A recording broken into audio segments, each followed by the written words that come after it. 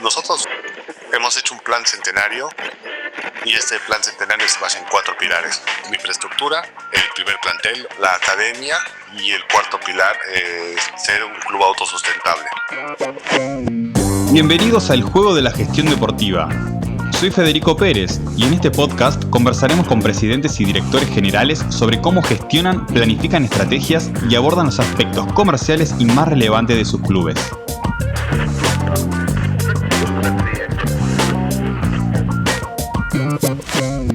Hoy nos acompaña Eduardo Valdivia, CEO del Club Bolívar, uno de los clubes más importantes de Bolivia y Sudamérica.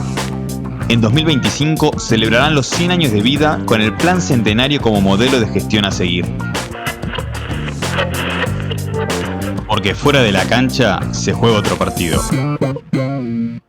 Empecemos. Hola Eduardo, buenas tardes. Gracias por estar presente aquí. La verdad que nos conocemos hace un tiempito y estaba muy entusiasmado de poder estar contigo en este episodio y hablar un poco de lo que es el Club Bolívar, que es uno de los clubes más importantes y llamativos de Sudamérica y el más importante de Bolivia. Así que gracias por estar aquí presente. Bueno, gracias Fede por la invitación. Siempre encantado de poder hablar de fútbol y suerte con este tema del podcast. Creo que es una idea muy interesante y siempre es bueno saber y estar conectados y ver lo que están haciendo otros equipos, así que eso es siempre una fuente importante de aprendizaje. Bueno, me gusta siempre comenzar un poco para que la gente que nos escucha pueda conocer más sobre cada club, un poquito del contexto sobre lo que es el Club Bolívar, qué representa tanto en Bolivia como en Sudamérica y en qué situación se encuentra actualmente tanto en el fútbol boliviano como en el fútbol sudamericano. Bien, yo diría que el Club Bolívar es uno de los clubes más históricos de Bolivia. De hecho, el próximo año nosotros estamos cumpliendo 100 años. Entonces, una fecha bastante importante para el club. Yo te diría que el Club Bolívar es el más ganador de Bolivia.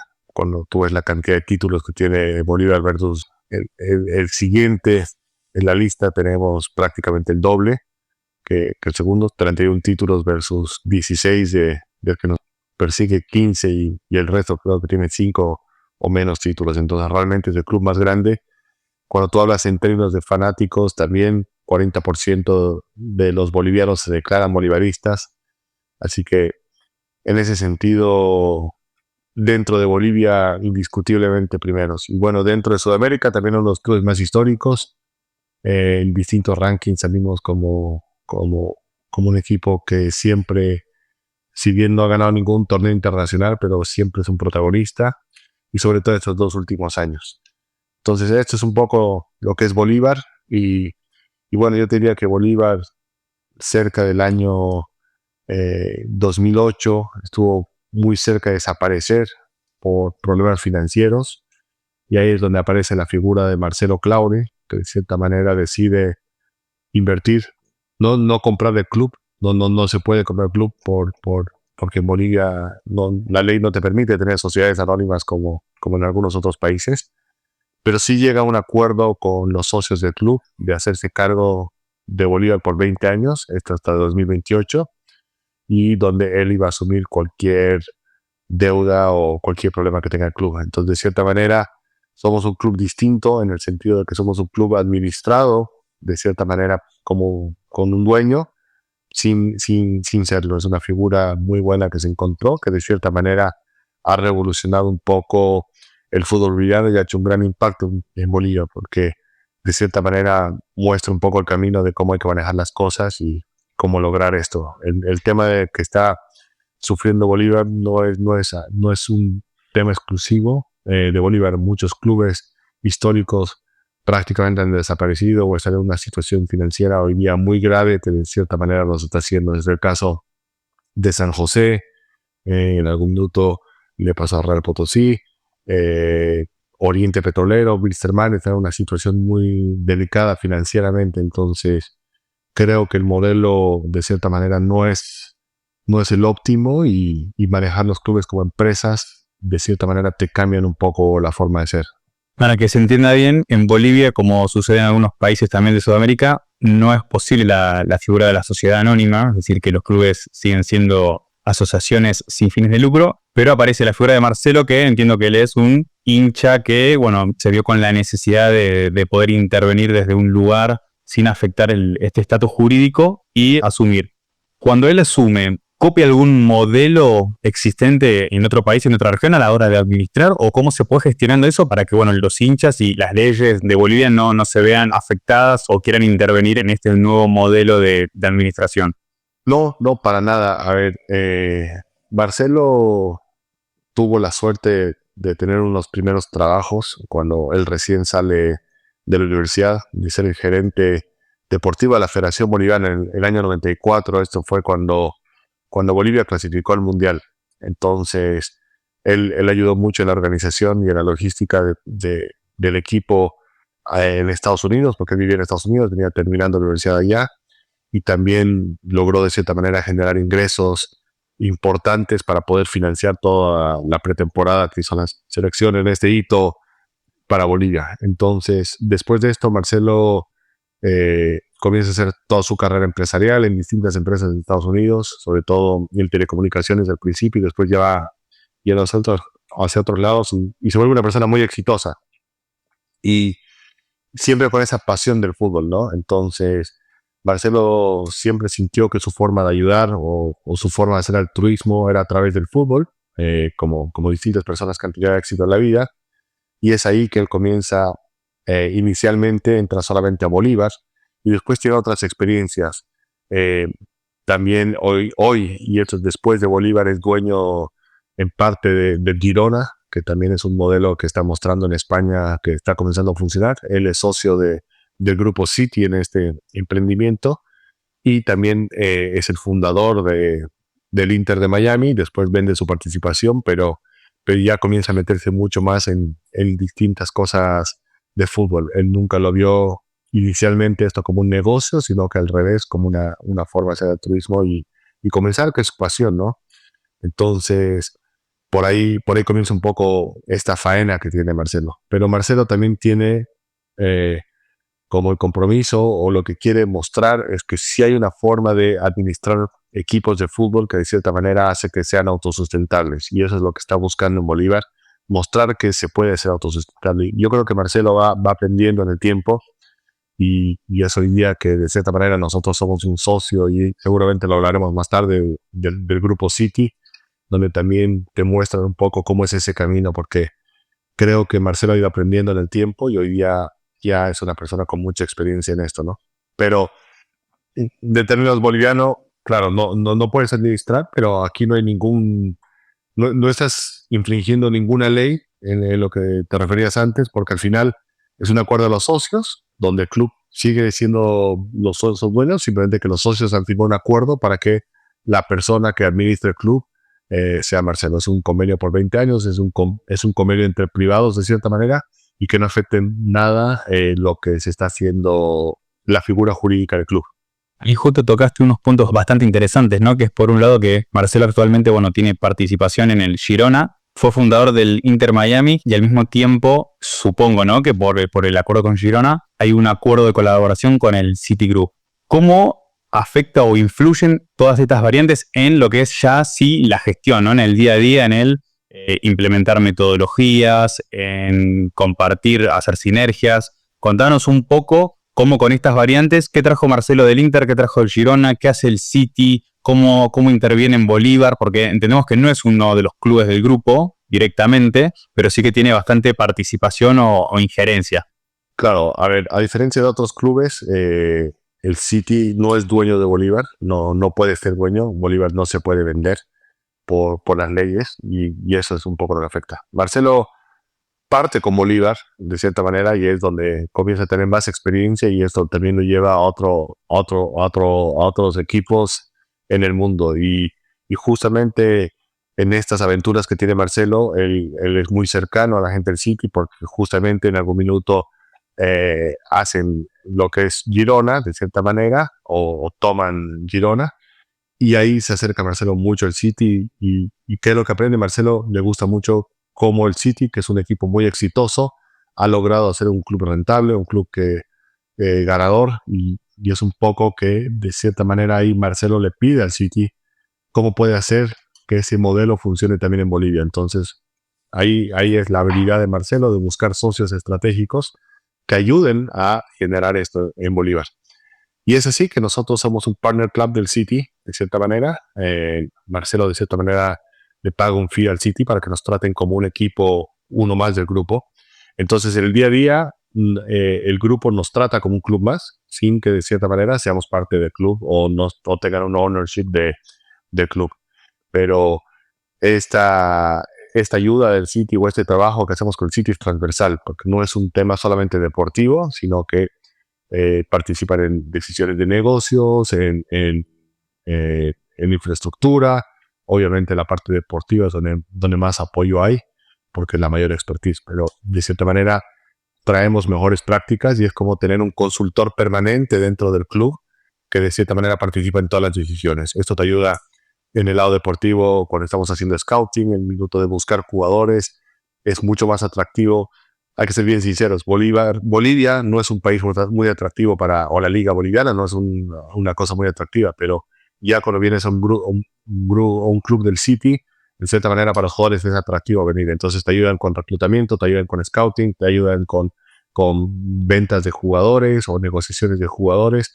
Entonces en la parte deportiva participan bastante también en la definición del modelo y el modelo de juego. Yo creo que eso ha sido algo bien importante que Bolívar ha comenzado a cambiar. Y Bolívar quiere jugar un poco como juegan todos los equipos del City, que es un estilo reconocido. Yo no te voy a decir si es el mejor o el peor, porque eso ya es bastante discutible y es cuestión de gustos, pero creemos que es un modelo ganador, de cierta manera, que es un poco el modelo de Pep Guardiola, y es un poco lo que tratamos de hacer todos los clubes que pertenecemos al City. Entonces, toda la estructura, cuando se contrata un entrenador, cuando se buscan los jugadores, se busca jugadores que se adapten a este modelo de fútbol y a esta idea de fútbol, porque lo que sí estamos convencidos es que primero tiene que haber una filosofía de fútbol y después buscar las herramientas para aplicar esta filosofía de fútbol. Y eso es un poco lo que estamos trabajando en la parte deportiva con el City. Y más allá de la parte deportiva, ya en la parte de management, de modelos de negocio, comercial, ¿toman cosas del City o ahí tienen ustedes su propia visión y su propia estrategia? No, para nada. O sea, trabajamos en todas las áreas, como te decía desde el principio con el City. Te estoy hablando, por ejemplo, infraestructura, toda lo que ha sido la construcción de nuestro centro de alto rendimiento. Tenemos una academia ahora en conjunto con el City, un CFA Academy en Santa Cruz que estamos construyendo. Y el nuevo estadio, todo viene en trabajo junto con el City. El City ya tiene experiencia, ya construyó estadios, están haciendo un estadio en Nueva York, están mejorando el estadio de Manchester. Entonces, han hecho varios centros de alto rendimiento en el mundo de sus distintos equipos. Entonces, lo que nosotros hacemos es trabajar junto con ellos y ellos nos dan los modelos. O sea, obviamente hay que adaptarnos a los terrenos que tenemos y hay que adaptar un poco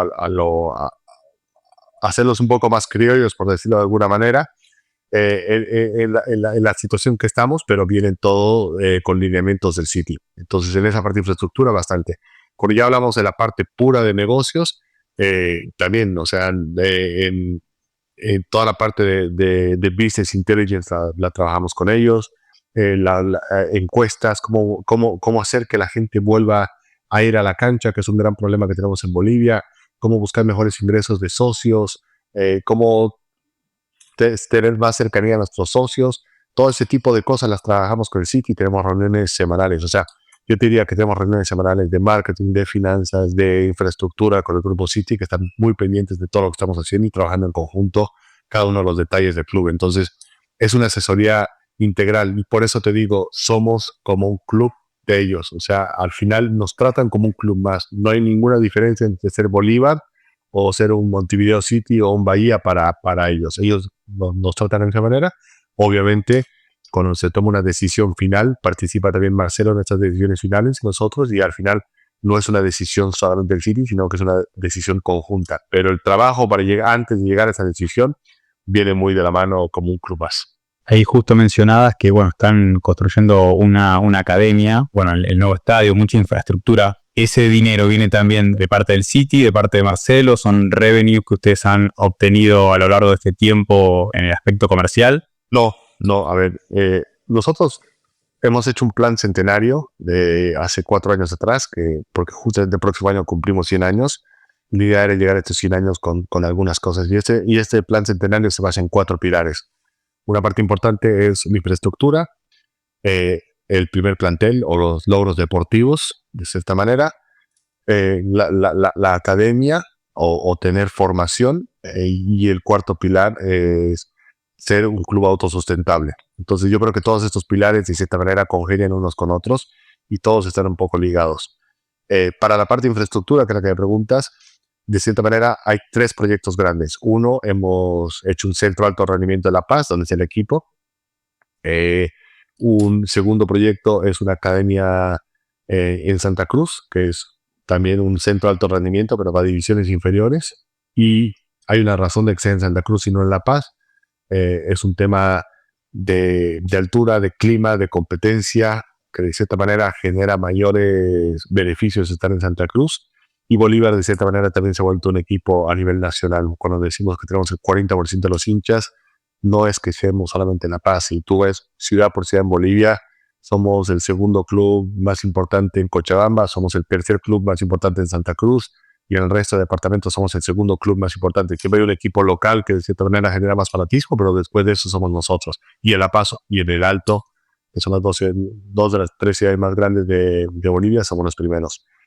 Entonces, para construir toda esta infraestructura, y también estamos haciendo un estadio, que la idea es poder, ojalá, una parte del estadio, o que el estadio ya esté utilizable, no terminar de construir, pero sí utilizable para nuestro centenario.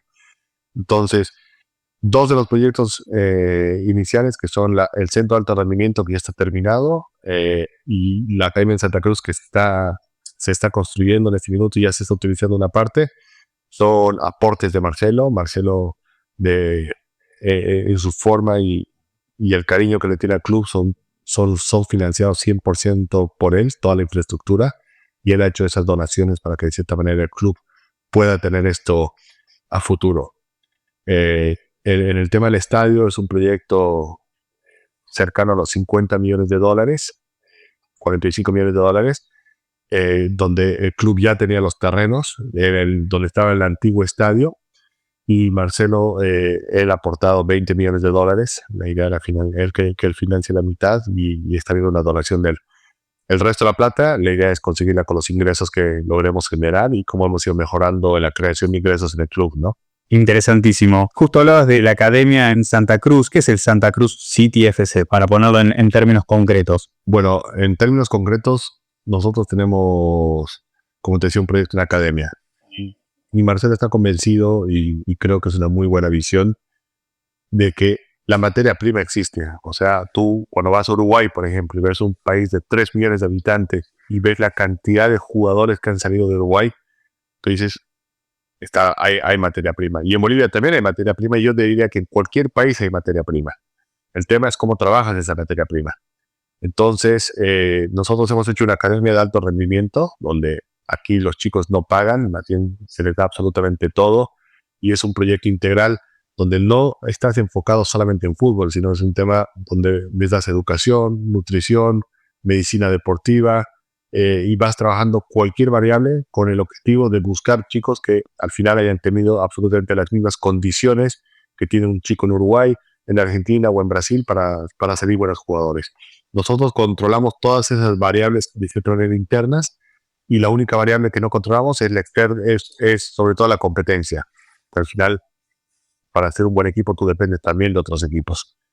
Y esa es una de las razones de por qué nos vamos a Santa Cruz. Todo lo que son divisiones inferiores, en Bolivia se maneja por departamentos, cada departamento maneja las divisiones inferiores, y hemos visto que la competencia, o gran parte de los jugadores salen sobre todo de Santa Cruz porque hay una mejor competencia, y es por eso que nosotros hemos hecho nuestra academia en Santa Cruz, para que los chicos puedan tener una mejor competencia. Obviamente no es comparable a la de otros países todavía, y también es por esa razón que nuestros chicos también compiten en distintos torneos internacionales. Han viajado a Brasil, a Paraguay, a Argentina, a Estados Unidos, y en los 3 años que llevamos más de 10 viajes al exterior, donde la idea es que los chicos también compitan en el exterior. Entonces es generar desde los 13 años hasta los 18 años una forma de jugar fútbol, un estilo de jugar fútbol, y creemos que eso en el futuro va a ser un aporte tremendo a la autosostenibilidad del club. Entonces es por eso que te decía que todos los pilares del club de cierta manera están unidos.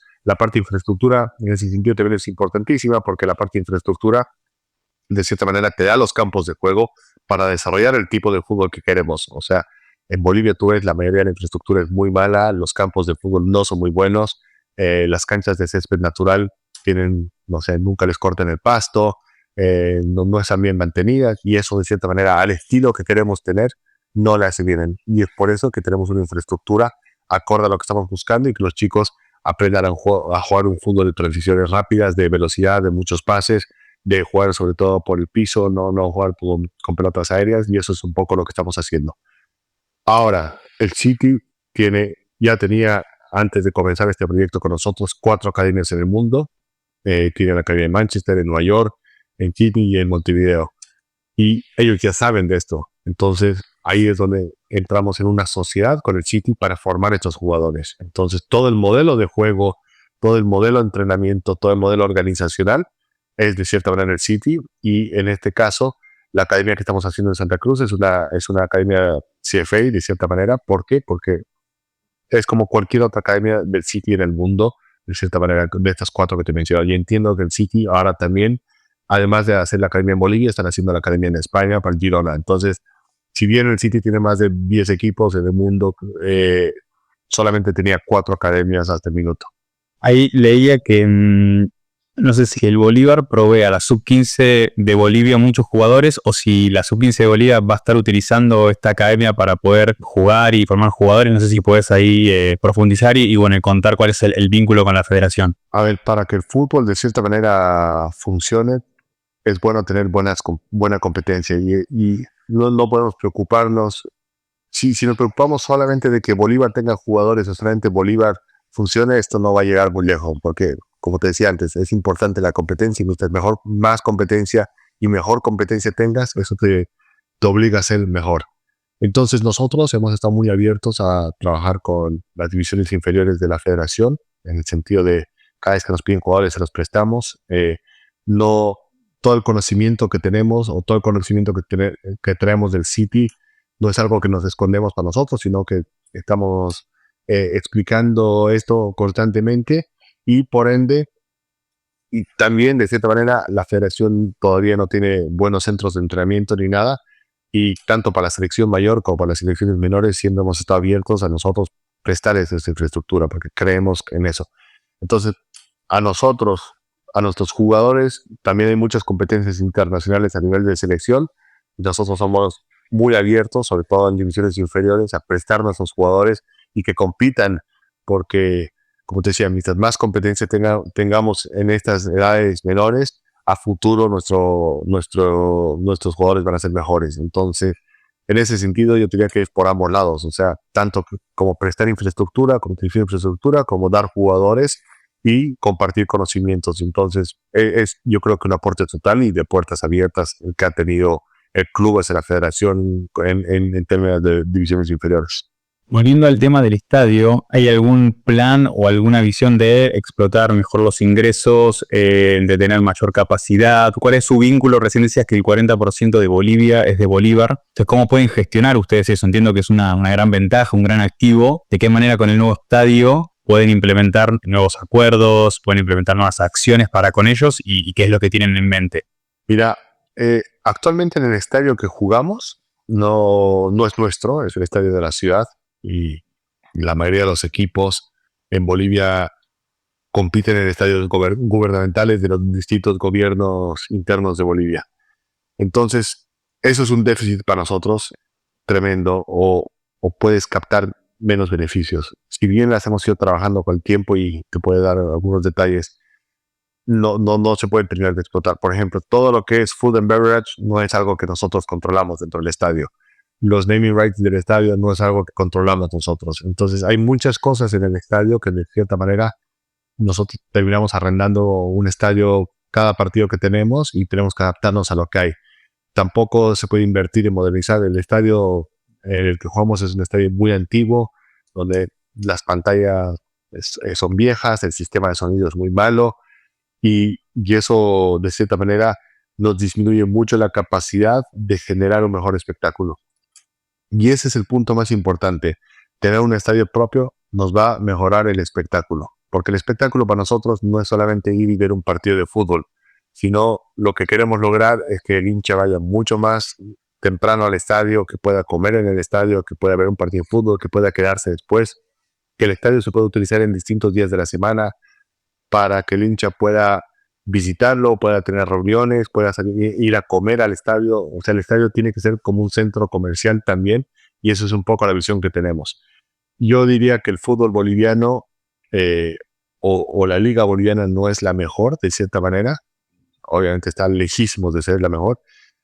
Y uno de los grandes problemas que tenemos como fútbol boliviano, y me imagino que en otros países de Sudamérica está pasando lo mismo, es que con todo lo que el cable es abierto y toda la competencia, hoy día la gente, al final, para un hincha, compite en el horario que jugamos muchas veces entre ver a Bolívar o ver al Real Madrid o ver a Barcelona o ver al Manchester City o cualquier liga de estas importantes. Entonces, la comodidad de verlo en casa afecta bastante.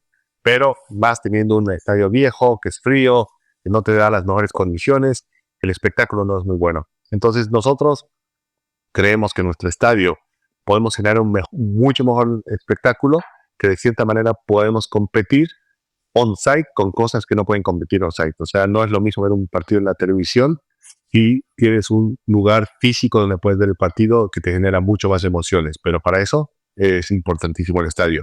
Entonces, creemos que los ingresos y los estudios nos dan que los ingresos van a mejorar bastante en ese sentido. No estamos haciendo un estadio más grande del que tiene la ciudad.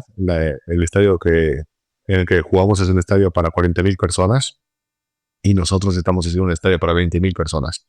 Pero sí estamos haciendo un estadio con palcos, con muchas comodidades o distintas cosas y para distintos tipos de público para que de cierta manera se vean bien.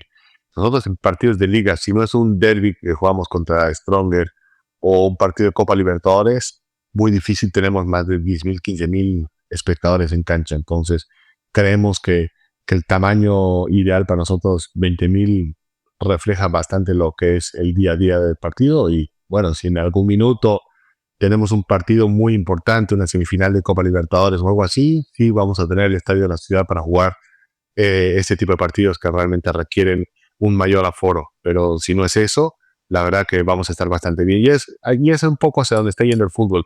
Si tú no hablas de clubes como el Real Madrid o Barcelona, que sí tienen el estadio lleno siempre, la mayoría de los equipos están buscando tener estadios más chicos, más cómodos, que de cierta manera permitan verse llenos. No hay nada más malo que ver el estadio vacío o ver el estadio, porque eso también te genera un menor espectáculo y entras en un círculo vicioso donde los hinchas dicen, mira, si la cancha no se llena, ¿para qué voy a ir a la cancha? No me atrae nada. Pero si tú tienes un estadio que está siempre lleno, de cierta manera genera que quieras estar más allá y también te permite jugar mucho más con los ingresos.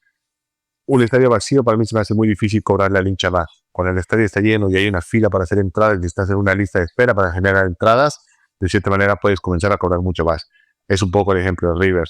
Tú ves a River de cierta manera que tiene un lleno total hace bastante tiempo y ha logrado eso, que subir y subir precios porque la gente está esperando poder tener su turno para entrar y ser socio.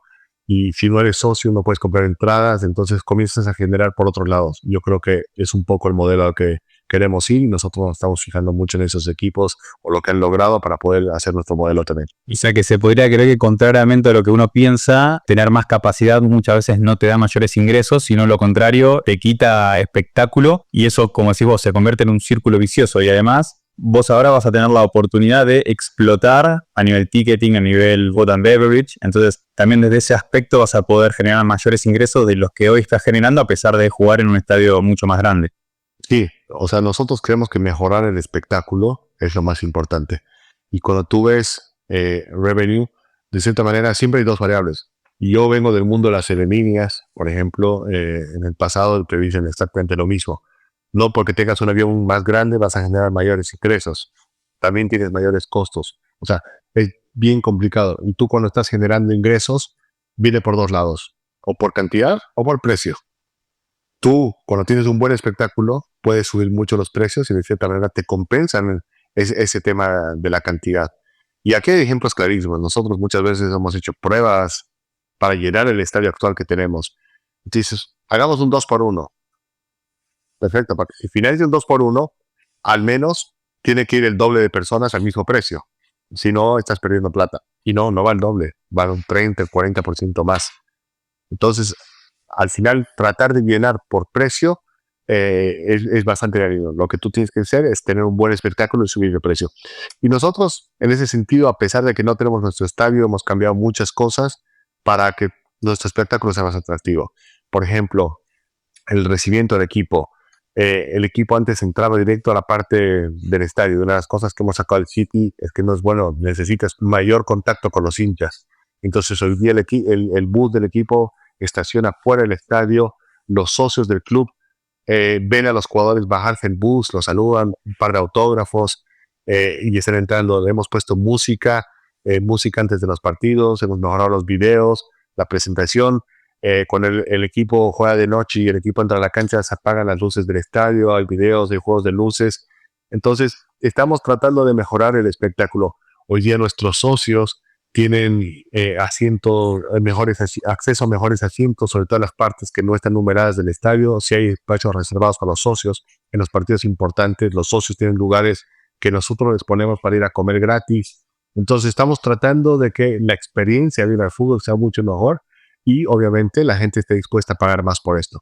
Entonces ahí es donde generamos ingresos y algo importantísimo, yo creo que hablando solamente de la parte comercial, te estoy hablando de sponsors, estoy hablando de ingresos de socios y de venta de tickets. Nosotros entre el 2018, que ha sido la época pre-pandemia, a el año actual, hemos casi hecho por 4 los ingresos, este tipo de ingresos. Entonces es una fuente importantísima y esto va solamente por mejorar el espectáculo. Ahora, el espectáculo nunca va a ir bien si tu equipo no va bien. Al final esto es fútbol y el hincha lo que quiere es ver un equipo ganador. Nos pasa mucho en Bolívar que tenemos unos fanáticos que está bien, que están acostumbrados a vernos campeones y no te perdonan que el equipo está mal. Entonces, por eso te digo que los 4 pilares que hemos hablado al principio se conectan mucho uno con otro. Si uno no funciona, el resto tampoco está funcionando y de cierta manera te hacen daño tremendo a largo plazo, ¿no? Bueno, y mencionabas entonces los 4 pilares del plan centenario, ¿no? Un poco lo del estilo de juego, de los jugadores, el talento joven, la parte de infraestructura. Te quiero preguntar sobre la autosostenibilidad financiera, ¿no? ¿Cómo son los modelos de distribución, de ingreso? Entiendo que por copas internacionales les ingresa más dinero y eso le permite poder utilizarlo mejor, pero si no tienen una buena performance, eso puede afectar luego los presupuestos y cómo van planificando el año. Entonces, ¿cómo ustedes planifican justamente y cuál es el objetivo con las distintas circunstancias que tienen? Porque, por ejemplo, el estadio no es propio, entonces no pueden explotarlo de la misma manera que lo harían cuando tengan un estadio propio. ¿Cómo hacen eso? A ver, como te decía, yo creo que todos los pilares que tenemos están conectados y un pilar no puede funcionar con otro. El pilar de ser un club sustentable es muy importante. Lamentablemente en Bolivia los ingresos de televisión no son muy altos, el ingreso per cápita de la gente tampoco es mucho, entonces es muy difícil de explotar y conseguir plata como se puede conseguir en otros países. Y te estoy hablando de varios tipos de ingresos, desde el costo de las entradas, sponsors, socios y el aporte que van haciendo. Entonces al final estamos dependiendo mucho nosotros en el fútbol boliviano de los ingresos que nos genera Copa Libertadores. Es por eso que de cierta manera se necesita un buen equipo que de cierta manera salga campeón y nos asegure al menos estar todas las Copas Libertadores y mientras más lejos lleguemos en estas Copas Libertadores, poder seguir avanzando. Yo creo que un año donde no estemos en Copa Libertadores vamos a tener que tener una plantilla mucho más reducida. También en ese pilar de sustentabilidad es importante reducir costos y es por eso que todo el pilar de traer jugadores y de formar jugadores en casa y hacer ventas de jugadores también nos permiten por 2 lados. Uno, tener una plantilla más liviana en términos económicos y por otro lado generar ingresos por ventas de jugadores, que es otro ingreso muy importante en nuestra línea. Entonces, como tú ves, todos los pilares están de cierta manera conectados. Obviamente el estadio hoy día no lo podemos explotar, pero teniendo un estadio propio nos va a permitir explotar y generar otro tipo de ingresos, ya sea no solamente por fútbol, sino, por ejemplo, arrendar el estadio para hacer conciertos o distintas actividades culturales que se pueden generar. Nosotros queremos tener, si bien en el estadio se juega 1 o 2 veces por semana a lo mucho, tener un estadio que esté abierto los 365 días del año, donde la gente pueda ir. Los socios pueden tener reuniones en el estadio, puedan tener un food court donde pueden consumir productos y estar en su casa. O sea, sí queremos generar actividad dentro del estadio para que de cierta manera esto pueda también ser mucho más sostenible. Y el estadio también te genera otro tipo de ingresos muy importantes, como por ejemplo los naming rights que podamos vender. Es un lugar importante, que nuestro club esté en Libertadores hace que también podemos vender mejores naming rights y llegar a empresas internacionales que probablemente les interese poner su nombre en lo que vamos a hacer. Entonces, hay mucho por hacer en ingresos, pero lo principal es tratar de depender, si bien siempre vamos a depender mucho de lo que son los ingresos de Conmebol, tratar de depender cada vez lo menos posible, tener un modelo de costos mucho más ordenado, y es por eso que somos demasiado ordenados en costos. O sea, estamos hoy al nivel en el club de ver si no compres papel porque se puede enviar, evitemos hacer fotocopias, apaga la luz. O sea, si bien parecen cosas muy simples, pero es una cultura de costos que tenemos dentro de la compañía para ser siempre lo más ahorrativos posibles. Hemos aligerado también en términos organizativos de ser una estructura lo más ligera posible, pero obviamente que te permita generar ingresos. Lo que no podemos hacer es no tener empleados porque dejamos también de percibir ingresos, que es lo más importante. Entonces, buscar ese equilibrio entre generar ingresos y tener un orden muy fuerte de costos y ser muy ordenados en ese sentido, creo que va a generar que el club pueda ser sustentable. Y esto nos planteamos hace 5 años atrás, y ya las proyecciones para el próximo año, después de todo lo que hemos hecho, muestran que podemos tener un club en break-even, que es bastante importante, y ya de ahí en adelante, formando ventas de jugadores, también podamos de cierta manera, y aligerando el costo de la plantilla, podamos tener un club que sea rentable, y con esa rentabilidad poder seguir invirtiendo en distintos proyectos que necesite el club. Proyectos sobre todo en desarrollo de jugadores y en infraestructura. Y hoy en día, justo que hablas de los ingresos, ¿no?, de la explotación comercial, ¿tenés más o menos en mente cómo están divididos ese porcentaje? Es decir, un tanto por ciento es por venta de jugadores, un tanto por ciento es por Copa Libertadores o Copas Internacionales, Match Day Sponsors. Sí, a ver, la proyección de este año es que nosotros cerremos con un 45-50% de ingresos en lo que se refiere a Broadcasting Revenue. Y la idea es que eso ojalá llegue a un 40% en el futuro y no dependamos más de eso. En términos de Match Day, que son todos los ingresos que hacemos por venta de abonos o ticketing, estamos generando un 20%.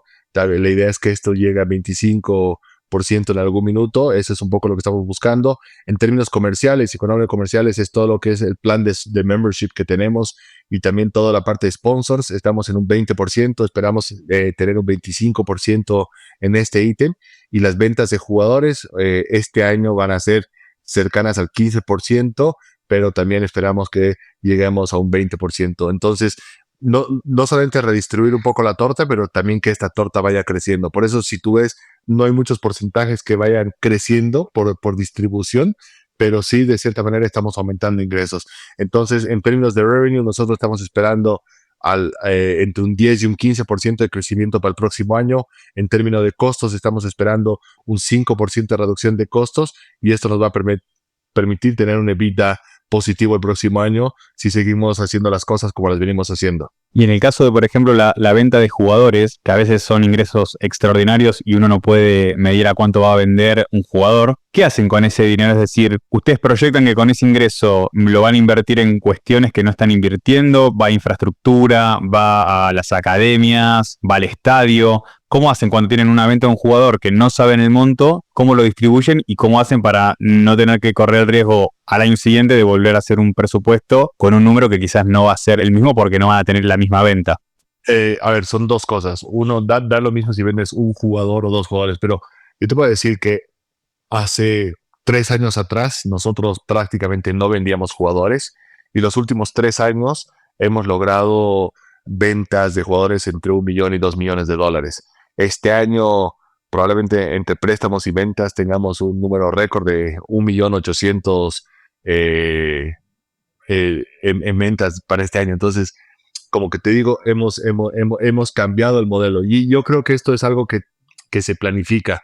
O sea, tú sí puedes cambiar ciertos modelos, que es lo que hemos hecho. Por ejemplo, antes traíamos jugadores extranjeros que probablemente estaban en una parte muy alta de su carrera como refuerzos, pero ya estaban terminando y era muy difícil venderlos. Hoy día estamos trayendo jugadores con mucho más proyección, que son jugadores que de cierta manera, mostrándose en Copa Libertadores, pueden hacer ese salto en carrera y ser vendidos. Entonces, ese es un cambio de modelo, de cierta manera, que te permite garantizar.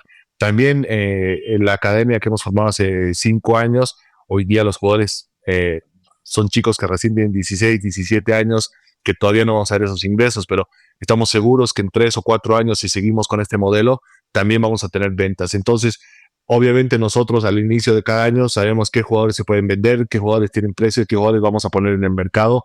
No queremos ser un club que retiene jugadores, más bien un jugador que se está renovando constantemente, pero manteniendo una base interesante. Entonces, en ese sentido es que nos organizamos. ¿Cómo invertimos esa plata? Va a depender. Nosotros, cuando comenzamos el año, hacemos una proyección de ventas, una proyección de, ya sabemos si vamos a tener ingresos o no de Copa Libertadores. Si llegamos a instancias más altas, también vamos a tener mayores ingresos.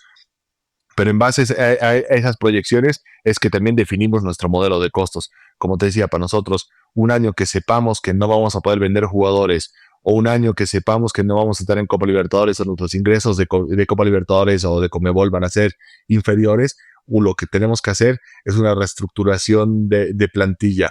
Y lo que sí nos hemos fijado mucho es no estar haciendo contratos largos con los jugadores. Nosotros lo que estamos haciendo es contratos de 1 año, 2 años o 1 año extendibles a 1 más 1, en el sentido de que podamos de cierta manera ser muy rápidos en actuar en el armado de la plantilla en caso de la situación. Entonces, si vamos a tener un buen año, si sabemos que podemos vender, si sabemos que tenemos ingresos, podemos invertir un poco más en la plantilla para forzarla ese año, pero si tenemos un año muy malo, no hacemos esos gastos y de cierta manera mantenemos un orden financiero en el club. Te quiero hacer una pregunta más a nivel personal, porque mencionabas anteriormente que en Bolivia por ahí no es el fútbol más atractivo hoy en día y hay muchas otras cuestiones. Entonces, ¿dónde crees vos que hay oportunidades de mejora? Porque también he escuchado que hablaste, bueno, de tener en cuenta la cantidad de equipos, los torneos inferiores, crear una segunda división. Contame un poco más sobre estos puntos donde vos crees que esto puede mejorar al fútbol boliviano en general y que obviamente esto va a terminar ayudando a todos los clubes, no solo al Bolívar. Yo creo que si tú distribuyes la plata de la televisión entre muchos equipos, a cada equipo le llega menos, ¿no? Creo que por la cantidad de equipos que hay en Bolivia, por el nivel de gente que va a los estadios, esta liga no debe ser de más de 10, probablemente lo mucho 12 equipos. Hoy día son 16. No creo que es sano tener más equipos. Eso le pasa a muchas ligas. O sea, mira con todo el fútbol y la cantidad de equipos que hay en Brasil, la liga es de 20. Tú vas a Alemania y tienes una liga de 18 equipos. Y cada equipo, o sea, y te hablan de países futboleros, de países grandes, de países con potenciales económicos muy grandes. Entonces, no puede ser que en Bolivia, en un país que tiene mucho menos recursos, que es mucho menos futbolero, que tiene mucho menos población, no haya esa economía de escala de cierta manera. Entonces, creo que teniendo menos equipos, ya estás haciendo algo mucho más competitivo.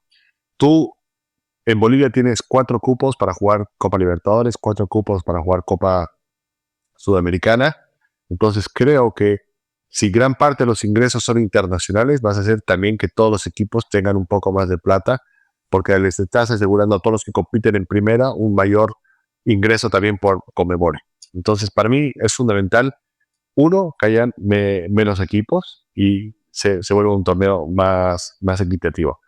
Lo que sí, a todos esos equipos se los tiene que obligar a tener divisiones inferiores y que compitan esas divisiones inferiores, porque estás ya hablando, no, hoy día los equipos no tienen plata para pagar salarios a sus jugadores y con las ganas de ir a competir en divisiones inferiores y que matar, diciendo, o sea, no puedo pagar a mi jugador, tengo 8 meses, 6 meses de retraso en pago de salarios y encima tengo que ir a competir con divisiones inferiores, olvídate, o sea, no lo voy a hacer.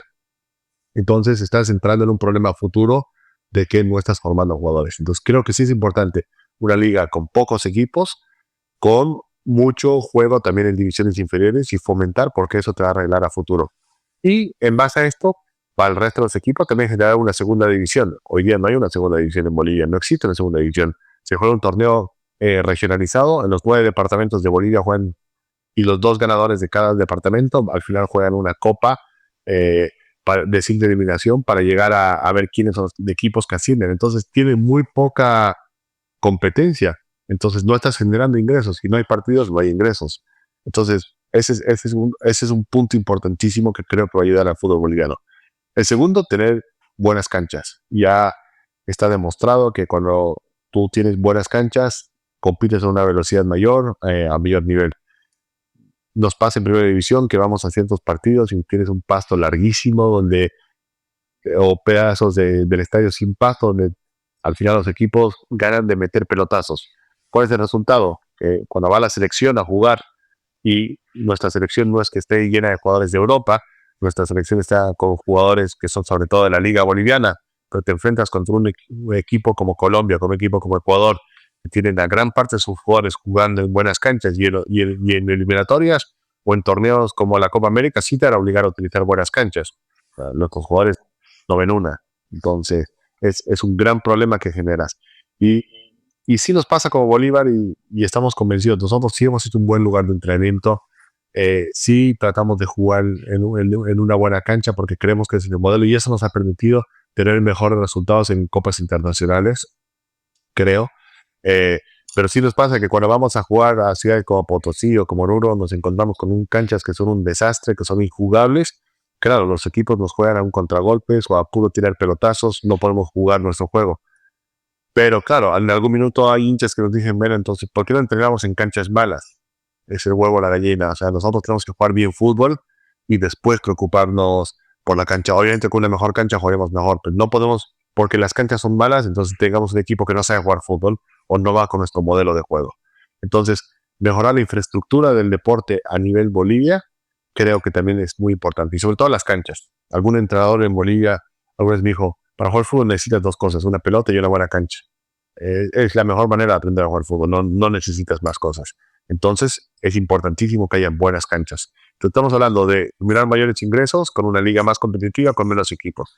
Estamos hablando de tener buenas canchas y tercero, y no menos importante, creo que tener un torneo más regular.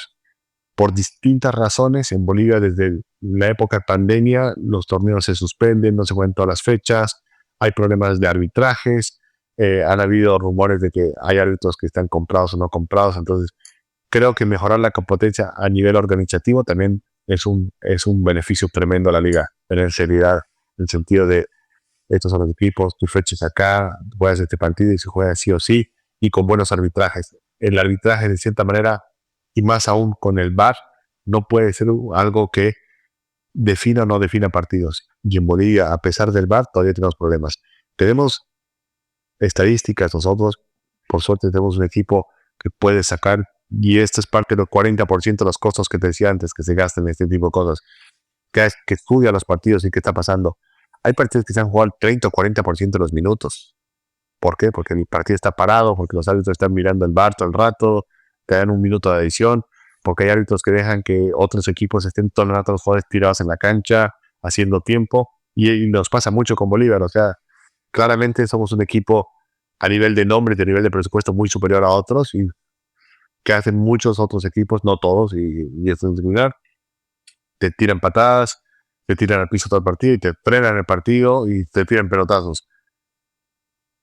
Durante algunos lo ven como una estrategia y la única manera de ganar a Bolívar, pero al final el daño que le estás haciendo al fútbol boliviano es tremendo. Entonces, claro, este mismo jugador, o estos mismos jugadores que están acostumbrados a jugar 20, 25 minutos efectivos de los 90 o 30 minutos efectivos de los 90 minutos, después van a Copa América y no te permiten jugar eso. O sea, tienes que jugar 70, 65 minutos efectivos, no les da el físico, están destrozados. Entonces, creo que a nivel organizativo yo creo que es la tercera cosa que se tiene que mejorar, porque uno no va a ver resultados de ninguna de esas 3 cosas. Tú vas a ver resultados en el corto plazo. Probablemente la primera, que es la parte económica, pero a largo plazo seguramente te va a cambiar un poco todo. Edu, si quieres, para ir cerrando un poco, comentabas previamente que has trabajado en empresas, ¿no? Antes de venir al fútbol. ¿Qué similitudes encontrás en lo que es la gestión de una empresa, de una compañía y de un club, teniendo en cuenta obviamente que el club tenés que manejar a los fans, no los puedes tratar como si fuesen clientes, y también está el componente de la pasión. Entonces, ¿cuáles son las claves que vos considerás principales para, hacer una correcta y buena gestión de un club? También teniendo en cuenta los errores y las cosas que no hay que cometer, pero ¿cuál es para vos la clave para poder hacer una buena y correcta gestión en un club de fútbol?